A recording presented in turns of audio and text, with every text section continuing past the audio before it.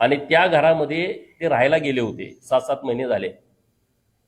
एक आपलं कष्ट करून जगणारं हे कुटुंब होतं आणि त्यांच्या बाजूलाच फरीद शेख नावाचा अत्यंत नीच प्रवृत्तीचा जिहादी मानसिकतेचा हा हरामखोर त्यांना 7 महिने सातत्यानं त्रास देत होता।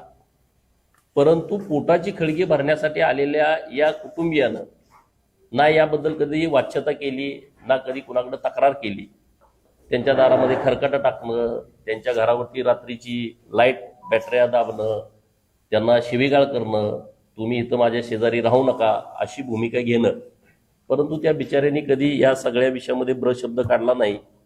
परंतु मागच्या मला वाटतं 4 दिवसापूर्वी सकाळी पहाटे म्हणजे 6 वाजताच त्यानं या लोकांना शिवीगाळ करून त्यांच्यावरती खुनी हल्ला केला। मनीषा केसरीकर यांच्या पोटावरती त्यानं इतका वर्मी घाव घातला होता की पोटातील सर्व आतड्या बाहेर आल्या होत्या। मोहन केसरीकरच्या डोक्यामध्ये हातोड्याचा मोठा असा घाव घातला आणि ते सगळे दोन्ही पती पत्नी रक्ताच्या थारोळ्यात पडले। लहान मुलं जी आहेत मनाली आणि मनोज या दोघांनी घराची कडी लावल्यामुळं ते नशिबानं वाचले। नंतर त्यांना मिरज सिव्हिल हॉस्पिटलला घेऊन गेल्याच्या नंतर त्या मनीषा ताईंचा काही वेळातच मृत्यू झाला आणि मोहन केसरीकर यांच्यावरती उपचार सुरू होते। त्या डोक्याची कवटी हातोडा मारल्यामुळं आत गेल्यामुळं पूर्ण त्यांचा ब्रेन डॅमेज झाला होता। तरी सुद्धा आपल्या मिरज सिव्हिलच्या सरकारी डॉक्टरांनी खूप शर्तीचे प्रयत्न केले। त्यांचं ऑपरेशन पण त्याच दिवशी केलं। त्यांना व्हेंटिलेटरवरती ठेवलं होतं। जेव्हा मला ही बाब कळाली, हिंदू चळवळीतले अनेक कार्यकर्ते तिथं उपस्थित होते। मी त्या दिवशी संध्याकाळी 8 वाजता तिथं आलो आणि डॉक्टरांशी डीन सरांशी जेव्हा चर्चा केली तेव्हा सांगितलं की अत्यंत पेशंट सिरियस आहे आणि मग काल त्यांचंही निधन झालेलं आहे। आता काही कारण नाही, त्यांचं कुठला वाद नाही, त्यांचं कुठलं भांडण नाही, परंतु अत्यंत घाणेरड्या मानसिकतेतून या कुटुंबाचा घात या शेखनी केलेला आहे। पोलिसांचं मी अभिनंदन करेन, त्यांनी तात्काळ, कारण हा मोबाईल पण वापरत नाही आणि त्या दिवशी पोलिसांनी 15 ऑगस्ट असताना देखील म्हणजे सगळे राष्ट्रीय सणामध्ये या उत्सवामध्ये सहभागी होते आणि अशा काळामध्ये त्यांनी सगळी यंत्रणा त्यांची अलर्ट करून कुपवाड MIDC पोलीस स्टेशन असेल किंवा LCBची सगळी टीम कामाला लावून त्याला 4 तासानंतर त्याला पकडलं गेलेलं आहे। आता एवढं नालायकपणा, कारण आता अहिल्यानगरला मागच्या 10 दिवसापूर्वी तुम्ही मीडियामध्ये बातमी बघितली असेल, तिथं धीरज परदेशी नावाचा एक महानगरपालिकेचा कंत्राटी कर्मचारी मुकुंदनगर नावाचा जो एरिया आहे, जो पूर्वी हिंदू बहुल होता आता तो मुस्लिम बहुल झालेला आहे आणि त्या परिसरामध्ये कपाळाला टिळा लावून का आला म्हणून एका त्या कारणासाठी त्याला मारून टाकला। आता ते प्रकरण अजून ताजं आहे, तोपर्यंत सांगलीमध्ये हे प्रकरण घडतंय। बरे कर्नाटकातून आलेलं हे हिंदू कुटुंब आहे, यांनी कुणाच्या भानगडीतच नाहीत। मला खरं तर तिथं सगळे आले होते, 400-500 लोक त्या दवाखान्यात होती, काही पत्रकार मित्र पण त्या दिवशी आले होते। कर्नाटकातलं कुटुंब महाराष्ट्रात येतंय, सांगलीमध्ये येतंय। आता तुम्ही परिस्थिती बघताय, आपल्याकडे सुद्धा असं एखादी दुःखद घटना झाली तर लोक वेळ द्यायला काचकूच करतात, परंतु सकाळ 6 वाजल्यापासून ते कुपवाडमधले सगळी लोक तिथं थांबून होते। अनेक लोक रडत होती, म्हणजे हे म्हणले कुटुंब असं आहे की किमान 500 घरं ह्यांनी या परिसरात बांधली असतील, एखाद्याला 10-15 हजार रुपये राहिले तर ते परत कधी मागायला गेले नाहीत, एवढे कष्ट। आता ती मुलगी तिथं होती, मुलीला आम्ही भेटलो तेव्हा तिला माहित नव्हतं की तिच्या आईचा मृत्यू झालाय। आमच्या पण अंगावर काटा आला, हिला तर सांगायचं कसं, कारण वडील पण इतके सिरियस आहे आणि आई तर संपली होती। मुलगी म्हणते की आम्ही कष्ट करणार आमचं कुटुंब आहे, आमचं कसं तरी बरं चाललं होतं आणि यांना आमच्या कुटुंबाची वाट लावून टाकली, आमच्या आईला आणि वडिलांना तेवढं वाचवा। आता त्या बिचारीला माहीतच नव्हतं की आईचा मृत्यू झालाय, त्या बिचारीला माहीत नव्हतं की वडिलांचा मृत्यू काही वेळानं होणार आहे, कारण त्या मुलीला सांगू शकत नव्हतो। आता ही मुलगी 16 वर्षाची आहे, मुलगा त्यांचा 12 वर्षाचा आहे आणि हे हातावरचं पोट असणारं कुटुंब आज या जिहादी मानसिकतेच्या प्रवृत्तीनं उद्ध्वस्त करून टाकलेलं आहे। काही कुठलं कारण नाही आणि म्हणून आमची पोलिसांच्याकडे अशी मागणी आहे की पोलिसांनी या फरीद शेखला फासावरती चढवण्याच्या दृष्टिकोनातून या सगळ्या गोष्टीचा तपास करावा, याचं चार्जशीट तात्काळ दाखल करावं। जसं माझ्या विधानसभा मतदारसंघामध्ये उंदीमध्ये एका मुस्लिम मुलीवरती अत्याचार झाला 4 वर्षाच्या, आणि तो पुजारी नावाचा नीच प्रवृत्तीचा माणूस होता. 12 दिवसाच्या आत जत पोलिसांनी त्याचा तपास केला, चार्जशीट दाखल केलं. मागच्या 8 दिवसापूर्वी त्याला फाशीची सजा झाली. त्या धर्तीवरती या हरामखोराला फाशीची शिक्षा होण्याच्या दृष्टिकोनातून तात्काळ पोलिसांनी सगळ्या कारवाया कराव्यात. याला फास्ट ट्रॅक कोर्टामध्ये हे प्रकरण सगळं चालवावं. पहिल्यांदा चार्जशीट त्यांनी दाखल करावं, फास्ट ट्रॅक कोर्टामध्ये चालवावं. सरकारी वकील म्हणून हेमंत निंबाळकर, हर्षद निंबाळकर यांची नियुक्ती करावी अशी आमची मागणी आहे. हर्षद निंबाळकर, माननीय मुख्यमंत्री महोदयांना आम्ही याबाबतचं पत्र देणार आहे आणि तशा पद्धतीची मागणी इथल्या सगळ्या आमच्या सहकारी मित्रांची आहे. आता फिर्यादी ही मुलगी आहे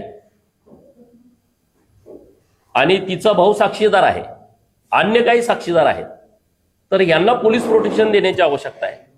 आणि हे एकदम अल्पवयीन बाळ आहेत. आज त्यांचं घर उघड्यावरती पडलेलं आहे, त्यांचा कुठला आधार नाही आहे.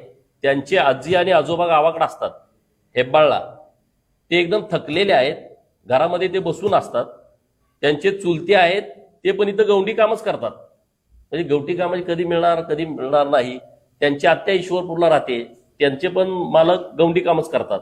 म्हणजे एकदम हातावरचं पोट आहे, काम केलं तरच संध्याकाळी चूल पेटल अशी परिस्थिती या कुटुंबाची आहे. आणि त्यामुळे यांची काळजी घेणं सरकार म्हणून आपली जबाबदारी आहे. आणि म्हणून सरकारकडे आमची मागणी अशी आहे की या 2 मुलांना, त्यांची बहीण जी फिर्यादी आहे मुलगी, तिचा भाऊ किंवा अन्य कोण जबाबदार साक्षीदार असतील तर त्यांना प्रोटेक्शन देण्याची आवश्यकता आहे. कारण ही मानसिकता इतकी नीच आहे की यांना याचं काही देणं घेणं पडलेलं नाही. ते कुठल्याही थराला जाऊ शकतात. त्या दिवशी त्या मुलीनं कडी जर घातली नसती घराची तर या दोघांना पण मारून टाकलं असतं. कारण पोलिसांनी जेव्हा पकडलं तेव्हा पोलिसांच्या वरती पण त्यांना हातोड्यानं अटॅक करण्याचा प्रयत्न केला. म्हणजे इतक्या नीच प्रवृत्तीचा हा माणूस आहे आणि कुठलंही कारण नाही. यांना फक्त धर्माचं काम करायचं आहे आणि धर्माच्याच कारणासाठी त्यांनी या गरीब बिचाऱ्यांना मारलेलं आहे. तर आता दुसरी मागणी आमची अशी आहे की ह्या सगळ्या विषयामध्ये आता ही मुलं लहान आहेत आणि आता ते एकदम उपलाने झालेले आहेत, त्यांचं वय कमी आहे. वय पूर्ण झाल्याच्या नंतर त्यांची शैक्षणिक पात्रता बघून राज्य सरकारनं त्यांची जबाबदारी घेतली पाहिजे. कारण आता एकदम सीमा भागातले आपले आहेत आणि आता आपल्या सांगलीमध्ये हा प्रकरण घडलेला आहे. महाराष्ट्र सरकारची आपली जबाबदारी आहे की त्यांचं वय पूर्ण झाल्याच्या नंतर त्यांची शैक्षणिक पात्रता बघून सरकारनं त्यांना सरकारी नोकरीमध्ये घेण्याच्या संदर्भामध्ये एक सकारात्मक विचार राज्य सरकारनं करावा अशी मागणी आमची राज्य सरकारकडे आहे. आता या सगळ्याबाबत प्रचंड तीव्र संताप आहे. सातत्याने या घटना घडतायत. मागच्या 4 दिवसापूर्वी मला ईश्वरपूरच्या एका पालकाचा फोन आला की माझी मुलगी शिकायला सांगलीमध्ये आहे आणि ती 17 वर्षाची आहे, मेरिटमध्ये नंबर 1ला आहे आणि तिला एक हा जिहादी प्रवृत्तीचा पोरगा सातत्यानं त्रास देतोय. म्हणलं या तुम्ही, मी बोलतोय SP साहेबांना. सावळजला तिथल्या पोरानं हिंदू मुलीबरोबर आधी लग्न केलंय, आता परत मारवाडीची पोरगी घेऊन फरार झालाय. मारवाडी राजस्थानवरनं जगायला आलेले मारवाडी राजपुरोहित ब्राह्मण समाजाचे, आणि त्या मुलीला फूस लावून तो 2 महिने झाला पसार आहे. ह्या घटना सातत्यानं घडतायत. लव जिहाद, सरकारी जागेमध्ये अतिक्रमण करणं, लँड जिहाद, वोट जिहाद, ज्यूस जिहाद, कॉर्पोरेट जिहादचं प्रकरण तुम्ही नाशिकचं बघितलं. हे प्रकरण सगळी ठरवून घडलेली आहेत, ठरवून घडतायत. आणि त्यामुळे या कुटुंबाच्या पाठीमागे उभा राहणं हे सकल हिंदू समाजाची जबाबदारी आहे.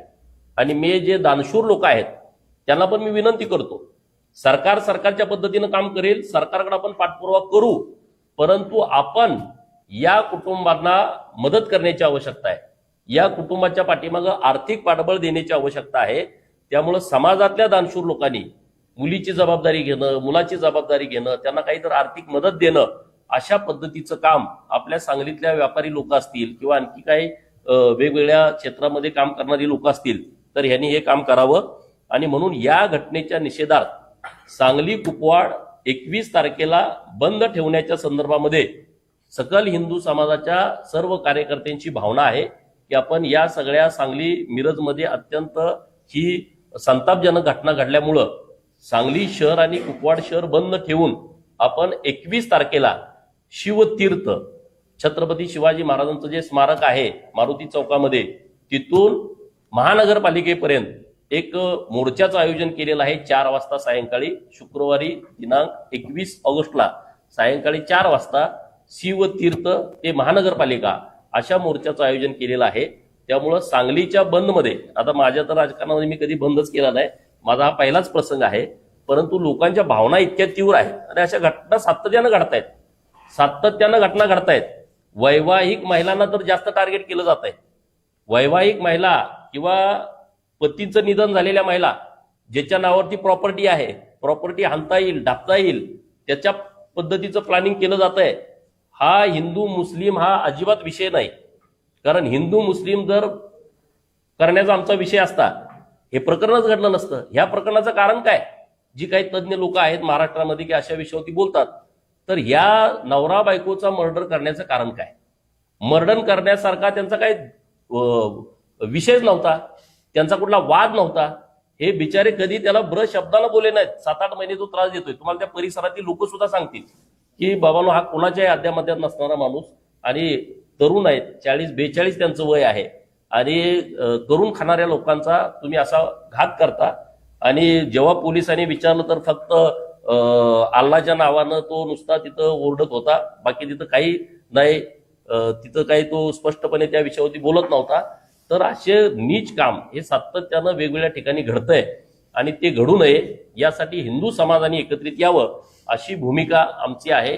आणि 21 तारखेला माननीय आमदार संग्राम भैया जगताप हे अहिल्यानगरवरून या मोर्चात सहभागी होण्यासाठी येणार आहेत.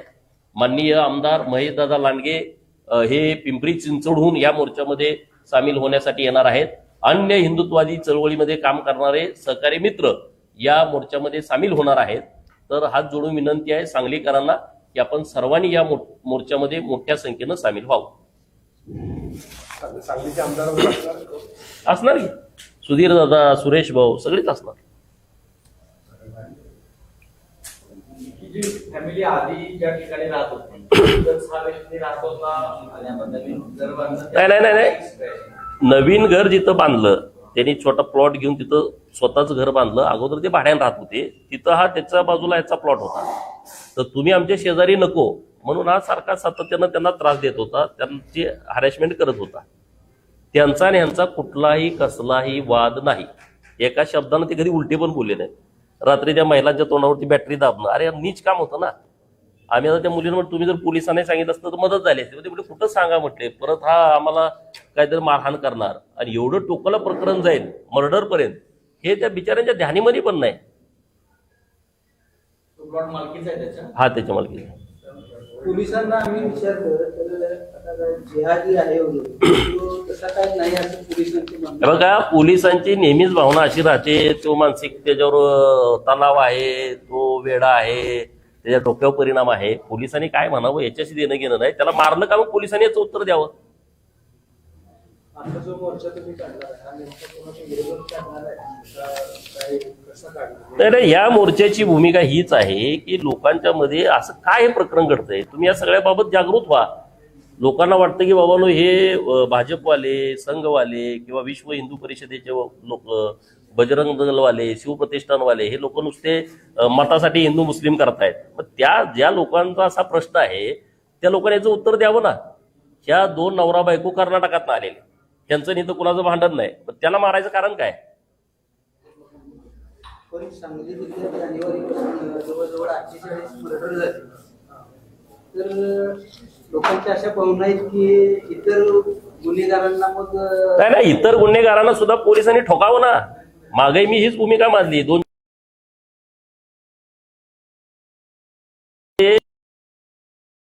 वेगळा आहे ह्या प्रकरणात.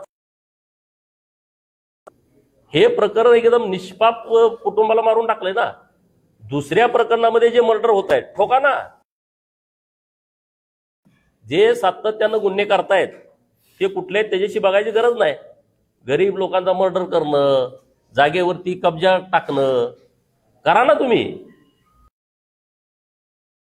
असे जे कोण आहे त्यांची लिस्ट काढा.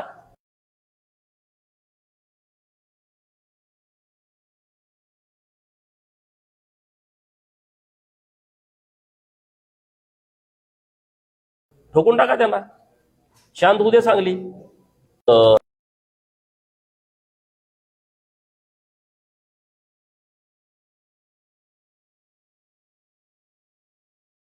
कॉम्प्रोमाइज केलेले आहेत. ते कुणाला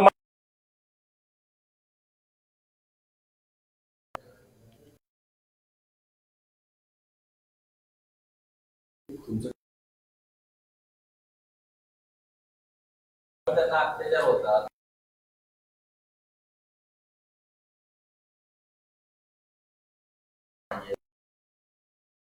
मी विचारलं त्यांना,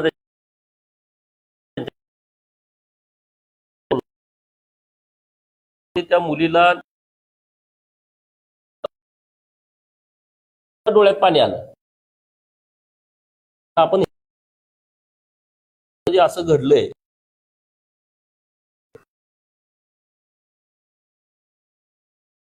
मारहाण वगैरे करत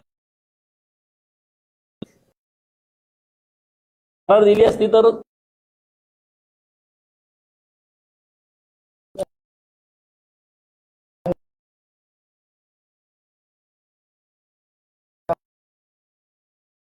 तिथं आवाज चालून घर पाड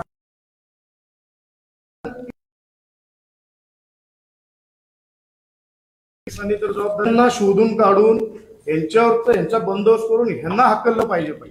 यांच्यावरती कारवाई व्हायला पाहिजे. दुसरी गोष्ट आहे, एखाद्या हिंदूंवरती अत्याचार झाला, त्यांचा खून झाला की मग सकल हिंदू समाज आहे, हिंदुत्ववादी संघटना आहे, सगळ्या येतात हिंदूंसाठी. झाला मॉब लिंचिंग म्हणून भेट देतात पक्षाचे लोक, साठी का आपण करत नाही? मग जीवाची किंमत शून्य आहे का आपण बघणार आहे?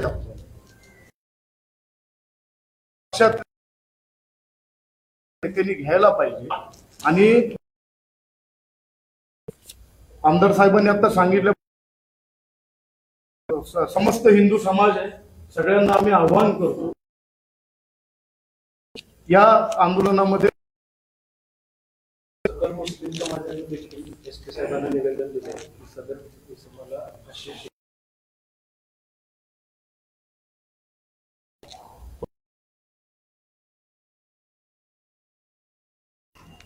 एकच घटना घडल्यानंतर लव जिहादची प्रकरण घडतायत, ह्याच्यावरती तुम्ही बोला ना, काय कारण आहे?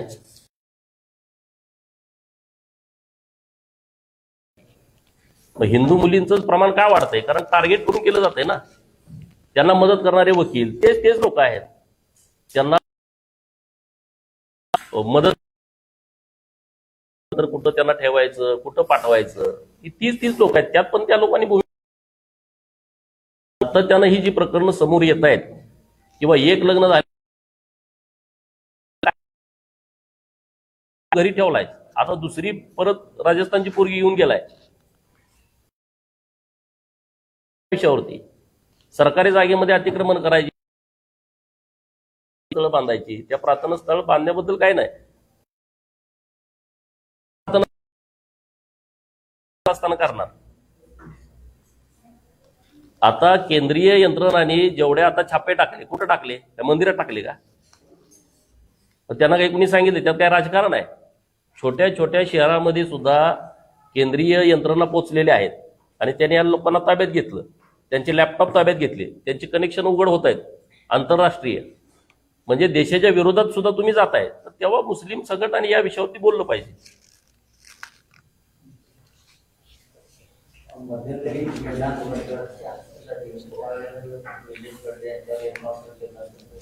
चांगलं झालं असतं ना, स्वागत केलं असतं लोकांनी.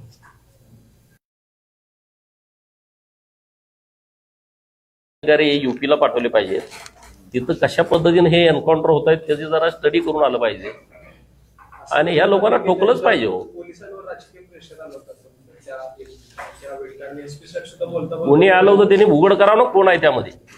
राजकीय प्रेशर आलं, कुणी आणलं, उघड केलं पाहिजे. आम्ही एसपी साहेबांच्या सोबत आहोत.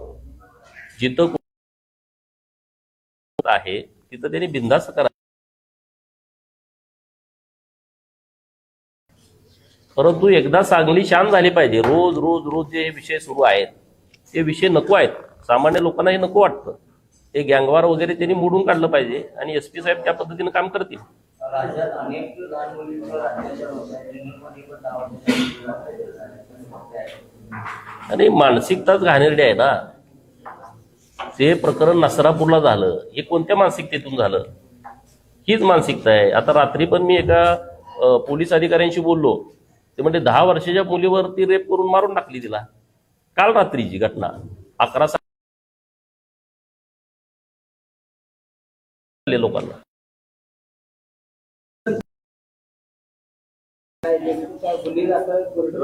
आज आणि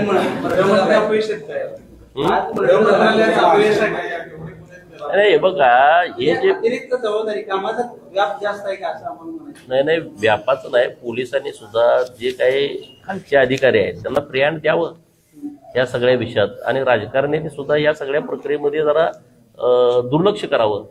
जरी पार्टीत असते तर पोलिसांना मग आपण त्यांना फ्री हँड दिला पाहिजे सगळ्यांनीच. आपण सगळेच जिल्ह्यातल्या लोकांनी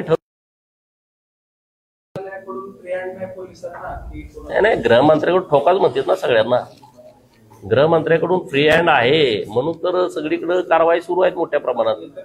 गृह मंत्रालयाने नाही इथं मी काय म्हणतोय, इथं तुम्ही फ्री हँड दिला पाहिजे अधिकाऱ्यांना अशा. आता आणि आम्ही राजकारत्यांनी जरा जिल्ह्यातल्या सगळ्या पक्षातल्या बसून ह्याच्याबद्दलची पॉलिसी ठरवली पाहिजे. तुम्हीच म्हणला आता राज्यात एवढ्या सगळ्या घटना घडायला लागल्या, त्याचा अर्थ काय दोन व्यवस्था बिघडले दुसरीकडे तुम्ही सांगता की गृह मंत्रालयानं किंवा नाही काय करायला पाहिजे? तुम्ही आता प्रश्न मला काय विचारला की बाबा हिंदू आणि मुसलमानांचा विषय विचारला. आता ज्या राज्यभरामध्ये नसरापूरला घटना घडली, नसरापूरच्या घटनेमध्ये इतक्या कमी वेळामध्ये फासावरती चढवण्याचा निर्णय झाला. सरकार सतर्क असल्याशिवाय झाला का? आपल्या जतमध्ये 12 दिवसामध्ये चार्जशीट दाखल केलं. मग त्या पोलिसांच्या पाठीमागे उभं राहिलं नाही पाहिजे का नाही राहिलं पाहिजे? जिथं पोलीस चांगलं काम करतायत तिथं दिली. किती चर्चा झाली आपल्या इथं मीडियामध्ये, त्याची इतकी चर्चा झाली नाही उमदीच्या प्रकरणाची. म्हणजे जे करजगीचं प्रकरण घडलं नाही एवढी नाही.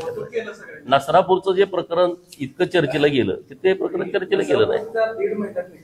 हा नाही परंतु तेव्हा पण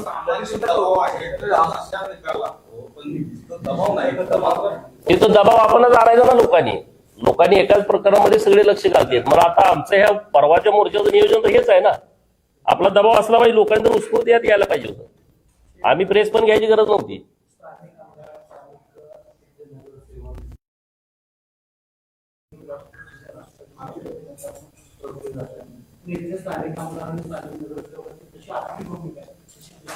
अरे माझी भूमिका म्हणजे ती त्यांची भूमिका आलीच की, त्यात नवीन भूमिका आहे.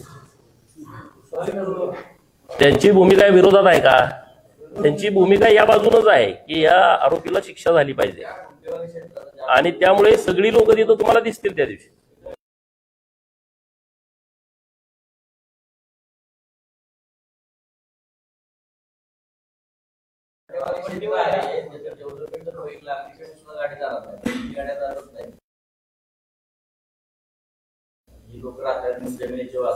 किंवा लोकांना दिले, त्यामध्ये घरं झालीत, अतिक्रमण झालेत, तर त्याबद्दलची भूमिका हे काय व्यापक काम आहे. मी काय 1 मिनिट बोललो नाही.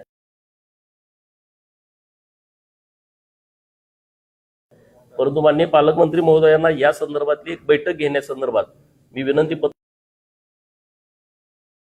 देतो. आणि मग महानगरपालिकेतले सगळे आणि लोकप्रतिनिधी यांच्यासोबत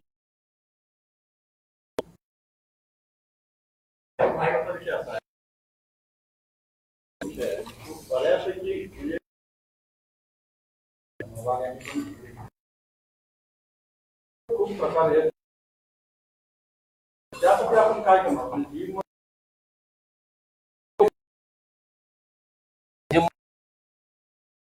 पण मिरजमध्येच हे प्रकरण घडलं. मिरजमध्येच जिम ट्रेनरनं मुलगी आणि इथं प्रकरण घडलंय मिरजमध्ये. ते प्रकरण असेल, आता ते जिम मध्ये जात होता आणि त्या त्यात आम्ही बोललो म्हणणार पण हे खरं आहे, जिम मध्ये जाताना सुद्धा मुली तुमचा फोन आहे हे बघितलं पाहिजे.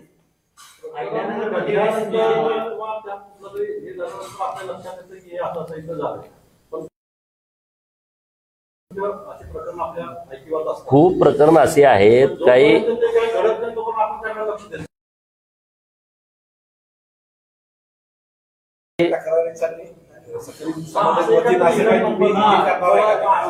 नाही नाही हे चेन आहे म्हणून तरी प्रकरण बाहेर येत आहेत ना. हिंदू चळवळीमध्ये जी मुलं काम करतायत ते सातत्यानं सगळ्याच गोष्टी काही मीडियासमोर आणत नाहीत. सातत्यानं हे काम चालूच आहे. त्यांना जेव्हा एखादा सोर्स मिळतो, सुमोटो पण हे लक्ष घालतात.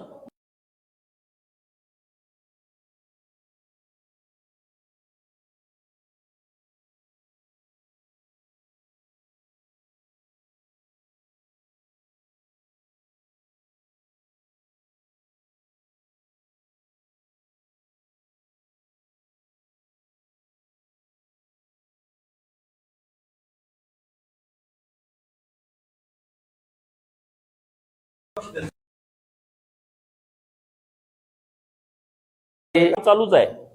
त्यांना जेव्हा एखादा सोर्स मिळतो, सुमोटो पण हे लक्ष घालतात. ना मुलीची तक्रार आहे ना त्यांच्या घरची तक्रार आहे. कुठल्या तर मंदिरामध्ये जातात, तिथून निरोप वकिलांना आणि ही या दिवशी घेतलं. मग त्यांचे पालक त्याला पटल मुलीला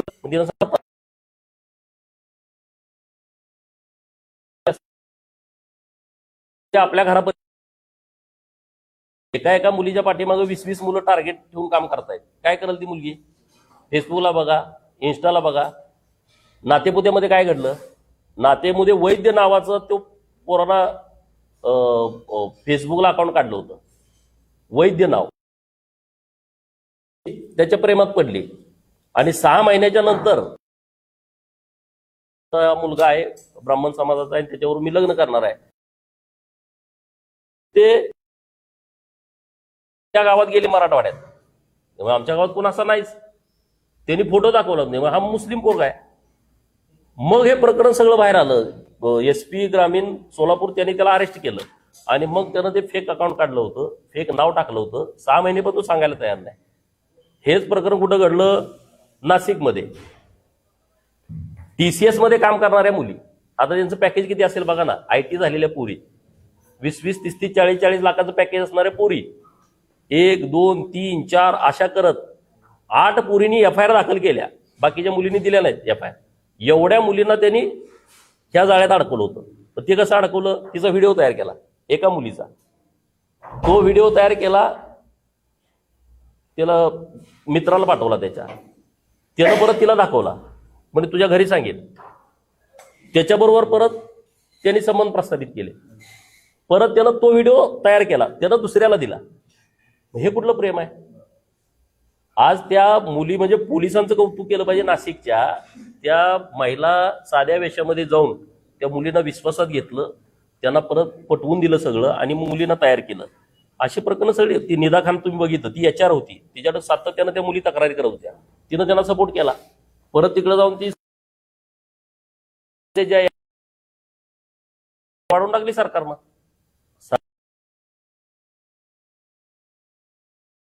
तो मुलींना माझी विनंती, तुमचे मित्र कोण आहेत, पाठवतोय, तर ह्याच्यावरती काळजी मुलींनी पण घेण्याची आवश्यकता.